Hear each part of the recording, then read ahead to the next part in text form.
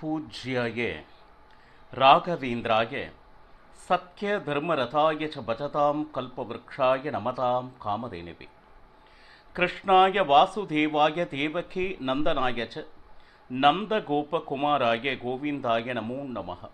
ஐந்தாவது வேதம் என்று போற்றப்படும் மகாபாரதம் பார்த்து வருகிறோம். இப்போ 17வது நாள் யுத்தம். அதாவது எப்படி அப்படின்னா, எதிரே பார்க்காத அளவுக்கு அவரவர் திறமைகளை முழுவதுமாக பிரயோகித்து கொண்டு இருக்கக்கூடிய நாள்.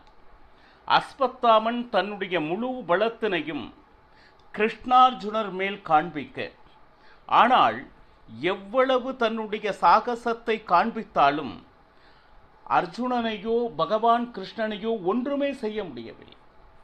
பாணமழையினால் கிருஷ்ணனுடைய ரதத்தை மூடினான். பகவான் கிருஷ்ணன் எழுந்து வந்து அர்ஜுனனை ஆலிங்கனம் செய்த உடனே அந்த பாணங்கள் மற்றும் அதனால் ஏற்பட்ட காயங்கள் அனைத்தும் நீங்கியது.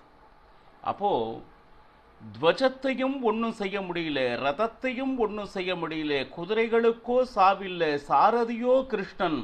எவ்வளவு பானம் விட்டாலும் பகவான் கிருஷ்ணன் வந்து ஆலிங்கனம் செய்து அதிலிருந்து அர்ஜுனனை மீட்டு விடுகிறான். அஸ்வத்தாமனுக்கு சோர்வே ஆய்வு. உடனே இங்கு நாம் இருக்க வேண்டாம் அப்படின்னு அவன் தள்ளி வர, அந்த நேரத்தில் எதிரில் வந்தவன் பாண்டிய தேசத்தினுடைய ராஜா, அதாவது வீரசேனன் என்று அவனுடைய பெயர். அவன் எப்படி அப்படின்னு கேட்டிங்கன்னா, 8 எருதுகளை பூட்டிய வண்டியினில் வந்து அஸ்வத்தாமனை எதிர்கொண்டான் அப்படின்னு சொல்லிட்டு. ஆனால் பாருங்க, 2 பேருக்கும் யுத்தம் நடந்தது, வீரசேனனுக்கும் அஸ்வத்தாமனுக்கும். இதில் அவனுடைய ரதத்தை அனைத்தையும் துவம்சம் செய்த அஸ்வத்தாமன் வீரசேனனையும் கொன்று முடித்தான். அது மட்டும் அடுத்து பார்த்தீங்கன்னா, அந்த அஸ்வத்தாமனை எதிர்த்தவன் யார் அப்படின்னா திருஷ்டத்யும்னன்.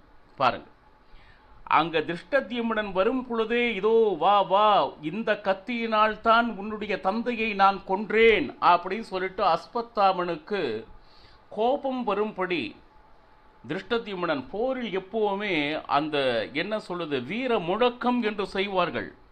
உடனே வா அப்படின்னு சொல்லிட்டு அஸ்வத்தாமனுக்கும் திருஷ்டத்யும்னனுக்கும் நடந்த யுத்தம் எப்படி அப்படின்னா, தன்னுடைய தந்தையை கொன்றவன் என்கின்ற கோபம் ஒரு பக்கம், அஸ்வத்தாமனுடைய பலம் மற்றொரு பக்கம்.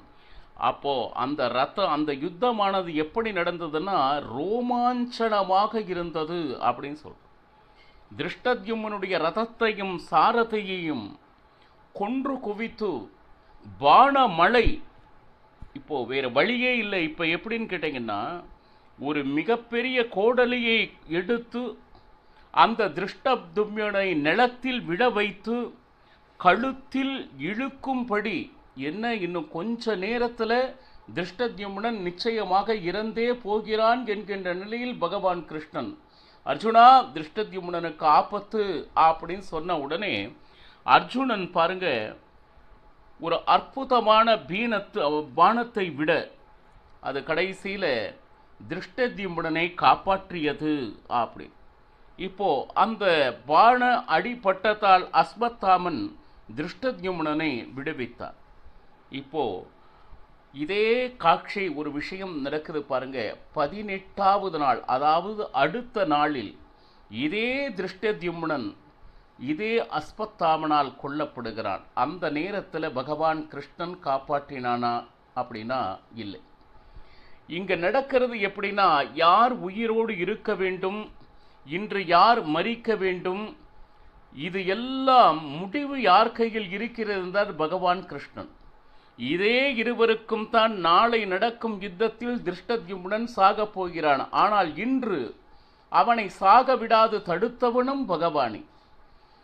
அப்போ எது ஒன்று நடந்தாலும் பகவானின் இச்சையின்படியே நடக்கிறது. அதுல எந்த விதமான, இன்னும் ஒரே ஒரு நாள் தான் பாக்கி இருக்கு பாருங்க.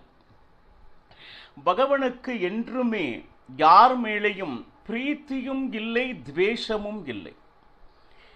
இவன் இருந்தால்தான் என்கின்ற நிலை என்றும் இல்லை. இவனை எப்படியாவது பழி வாங்க வேண்டும் என்கின்ற எண்ணம் இருக்கிறதா? அதுவும் கிடையாது.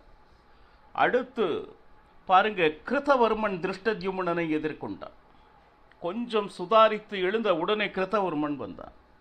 உடனே திருஷ்டத்யும்னன் அந்த அஸ்வத்தாமன் மேல் இருந்த கோபத்தை எல்லாம் கிருதவர்மன் மேல் காண்பித்தான். கடைசில கிருத்தவர்மன் ரதம் இழந்து சாரதி இழந்து ஒரு தோல்வியுறும் தருவாயில் கிருபாச்சாரியார் ஓடி வந்து அந்த கிருதவர்மனை கூட்டிச் சென்றார்.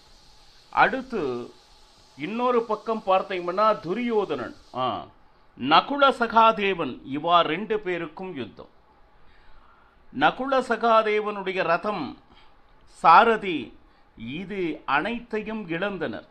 இந்த நேரத்தில் தர்மராஜன் வந்தான். தர்மராஜன் துரியோதனன் போரிட்டு மொழி இதே சமயத்தில் கர்ணனும் வரான். தூரத்தில் பார்த்தா பீமன் இதை பார்த்து கொண்டிருக்கிறான்.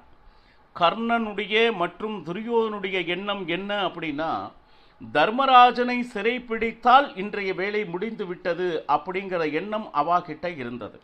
ஆனால் துரியோதனுடைய ரதத்தை பீமசேனன் வந்த கோபத்தில் என்ன சொல்லுது, சுக்குநூறாக்கினான். இன்னொரு பக்கம் கர்ணனை தர்மராஜனிடம் செல்ல விடாது என்ன சொல்றது, தடுத்து கொண்டிருந்தான். ஒரு இடத்துல என்னன்னு கேட்டீங்கன்னா, துரியோதனனை பீமசேனன் பார்த்து கொண்டிருக்கிறான். அங்கு அவன் பார்த்து கொண்டிருக்கும் போது கர்ணன் என்ன செய்யறான், தர்மராஜனை இந்த பக்கத்து கேப்டன் தர்மராஜன், அந்த பக்கத்து கேப்டன் துரியோதனன், அங்கு பீமன், இங்கு கர்ணன். நீ தர்மராஜனை ஏதாவது செய்தாயே ஆனால் துரியோதனன் இப்பொழுது உயிரோடு இருக்க மாட்டான் அப்படின்னு ஒரு பக்கம். ஆனால் இந்த பக்கம் எப்படி அப்படின்னா, தர்மராஜனை, அவனுடைய ரதத்தை, அவனுடைய சாரதியை அனைவரையும் கொன்று கர்ணன் பாருங்க பலவிதமான பானங்கள் தர்மராஜன் துன்புரித்து கொண்டு இருந்தார். இப்போ அது மட்டுமா அப்படின்னா பாருங்க, பீமசேனன் அந்த கர்ணனுடைய மகனான இருக்கக்கூடிய சுசேஷனன், கர்ணன் பார்த்து கொண்டு இருக்கும் பொழுதே கர்ணனுடைய மகனையும் கொன்றான். ஆனால் அதை பார்க்கத்தான் முடிந்ததே உரிய கர்ணனால் கொஞ்சம் கூட இங்கும் அங்கும் போய் தன்னுடைய குழந்தையை காப்பாற்ற இயலவில்லை. இப்போ இதில் என்னன்னு கேட்டீங்கன்னா, பீமசேனனுடைய பராக்கிரமம், சிலர் சொல்வார்கள் அவனுக்கு கதா யுத்தம் மட்டுமே தெரியும், பானங்கள் பிரயோகிக்க தெரியாது. இல்லை, அவன் மகா பராக்கிரமசாலி, அனைத்து வித்தையும் அறிந்தவன். பாருங்க, இப்போ பார்த்தீங்கன்னா கர்ணன் மேலே மேலே வந்துட்டு இருக்கான். சாத்தகி தடுத்தான். சாத்தகியையும் என்ன சொல்லுது, தோற்கடிக்க செய்து. திருஷ்டத்யும்னன் எதிர் நின்றான், அவனையும் தோற்கடிக்க சொல்லுது. அடுத்து உப பாண்டவர்கள் கர்ணனை எதிர்க்க அவர்களையும் என்ன சொல்றது, தோற்கடிக்க செய்து. பாஞ்சால சைன்யத்தையும் நாசம் செய்து கர்ணன் நகுல சகாதேவன் முன் நின்ற அவர்களையும் தோற்கடிக்க செய்து நேராக தர்மராஜன் பக்கம் கர்ணன் வந்து விட்டான். இப்போ பார்த்தீங்கன்னா அந்த கௌரவ சைன்யத்தில் அத்தனை பேரும் ஒன்று சேர்ந்த மாதிரி ஆயிடுச்சு. தர்மராஜன் முன்னாடி 3 பேர்கள், அதாவது நகுல சகாதேவ தர்மராஜன், இவா 3 பேரும் ஒரே ரதத்தில் இருக்கிறாங்க. இந்த நேரத்தில் பாருங்க, சல்யன் கர்ணன் கிட்ட சொல்றான், கர்ணா, நம்மளுடைய குறி தர்மராஜன் அல்ல. ஏன்னா தர்மராஜனை சிறை பிடிப்பது சல்யனுக்கு கொஞ்சம் கூட பிடிக்கல. அப்போ எப்படியாவது பேசி கர்ணனையும், கர்ணா, நம்மளுடைய குறி அர்ஜுனன் தான், ஆனால் தர்மராஜனுக்காக நீ இவ்வளவு பிரயத்தனப்படுவது அவ்வளவு உச்சிதம் அல்ல என்று சல்யன் சொல்றான். அப்போ இல்லை இல்லை சல்யா, தர்மராஜனை சிறைப்பிடித்தால் தானாக அத்தனை பேரும் பின் வருவர் அப்படின்னு சொல்லிட்டு, தர்மராஜனை சிறை பிடிப்பதால் உனக்கு என்ன லாபம் கர்ணா, கொஞ்சம் நினைச்சு. ஆனா தர்மராஜனை பார்த்து கர்ணன் சொன்ன வார்த்தைகள் மிக மிக மிக கேவலப்படுத்துவதாக, நீ எல்லாம் போருக்கு கொஞ்சம் கூட லாயக்கு இல்லை தர்மா, எதை நினைத்து கொண்டு வீரனாக இந்த யுத்த களத்தில் நின்று கொண்டிருக்கிறாய் என்று.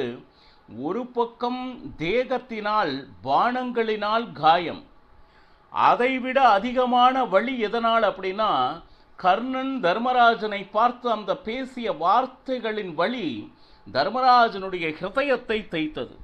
இப்போ பாருங்க, இந்த நேரத்தில் பீமசேனன் வந்தான். துரியோதனனை என்ன சொல்லுது? சிறை பிடித்தபடி, இனிமேல் தர்மராஜனை நீ ஏதாவது செய்தால் துரியோதனன் கண்டிப்பாக இருக்க மாட்டான் அப்படின்னு சல்யனும் பார், உன்னுடைய நண்பனை நீ காப்பாற்றியே ஆக வேண்டும் என்று சல்யன் நினைவுறுத்தியவுடன் அப்பொழுதுதான் தர்மராஜனை விட்டான். இப்போ ஹப்பா என்று தர்மராஜன் பெருமூச்சு விட்டான். ஆனால் மனதாலும் உடலாலும் தர்மராஜன் ரொம்ப ரொம்ப ரொம்ப நொந்து போய் இருக்கிறார். நிதானமாக நகுலனும் சகாதேவனும் நேரா இதற்கு மேல் யுத்த களத்தில் நிற்க தயாராக இல்லை என்று சிபிரத்திற்கு கொண்டு சென்று அவனை தூங்க வைத்தனர். கொஞ்சம் ஓய்வெடுக்க சொல்லி அறிவுறுத்தினர். இங்க பாருங்க, இதுல தேகத்தினால் ஆன காயத்தை விட கர்ணன் சொன்ன வார்த்தைகளால் மனதினால் ஏற்பட்ட காயம் அவனுக்கு மிகுந்த வலியை கொடுத்தது. இந்த நேரத்தில் பாருங்க, பீமசேனனுக்கும் அஸ்வத்தாமனுக்கும் சரியான யுத்தம் நடந்தது. பார்த்தோம்னா அஸ்வத்தாமன் இன்றைக்கு முடிந்தே விடுவான் என்கின்ற ஒரு நிலை வந்தபோது அஸ்வத்தாமனை காப்பாற்ற கிருபாச்சாரியார் ஓடி வந்து தன்னுடைய ரதத்தில் ஏற்றி கொண்டு சென்றார். அதே போல பீமசேனன் அஸ்வத்தாமனை பல விதமான பாணங்களில் தேகத்தில் காயத்தை ஏற்படுத்தினான். ஒரு பக்கம் அர்ஜுனன் சம்சக்தர்கள் கூட போர் புரிந்து கொண்டு இருக்கிறான்.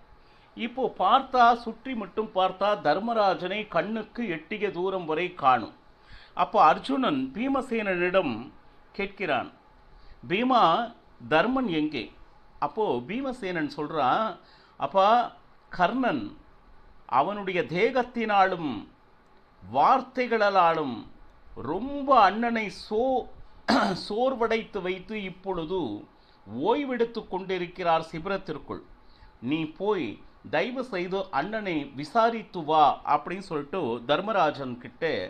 தர்மராஜனை பார்த்து வருமாறு அர்ஜுனனை பணித்தான். ஆனால் பாருங்க, இது 17வது நாள் மத்தியான நேரம். ஒரு பக்கம் தர்மனுக்கு அந்த சிபிரத்திற்குள் வேதனை, இந்த பக்கம் பார்த்தீங்கன்னா அர்ஜுனன் சம்சக்தர்கள் கூட போர் புரிந்து கொண்டு இருக்கும் பொழுதே அஸ்வத்தாமன் அர்ஜுனனை என்னோடு போர் புரியவா அப்படின்னு சொல்லிட்டு ஒரு பக்கம் அழைத்து கொண்டிருக்கிறார்கள். இன்னொரு பக்கம் திருஷ்டத்யும்னனை துச்சாசனன் பாருங்க மகா பராக்கிரமி ஆகி எப்படின்னா ஸ்தம்பம் போல சிலை என நிற்க வைத்தான் திருஷ்டத்யும்னனை. அதற்கு மேல் அங்கும் இங்கும் அசைய முடியாதபடி துச்சாசனன் திருஷ்டத்யும்னனை செய்து வைத்தான்.